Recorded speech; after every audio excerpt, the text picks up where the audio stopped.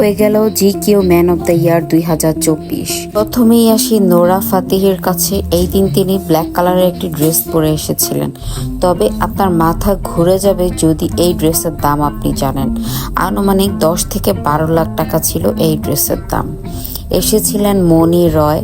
সবাই বলছে মনি রয় যদি চেহারার পাশাপাশি পায়েও একটু মেকআপ করে নিতেন তাহলে তাকে দেখতে একটু বেশি সুন্দর লাগতো। অন্যান্য সময় মনিকে দেখতে সুন্দর লাগলেও এই ড্রেসটাতে এবং এই লুকে মনিকে একদমই ভালো লাগেনি। আপনাদের কেমন লেগেছে আমাকে কমেন্টে জানাতে একদম ভুলবেন না। সো বিগ নো ফর মনি রয়। এসেছিলেন সবার পছন্দের শ্রদ্ধা কাপুর এবং তার লুকটাও ছিল একদম লাইমলাইট কেড়ে নেওয়ার মতো। সবচাইতে সুন্দর লেগেছে আমার কাছে শ্রদ্ধা কাপুরকে।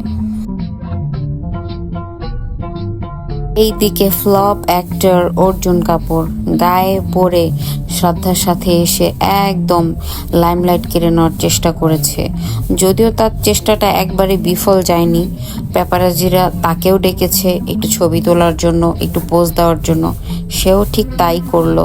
যাই হোক, শ্রদ্ধার সাথে এবার নিজেও একটু লাইমলাইট নিয়ে নিল।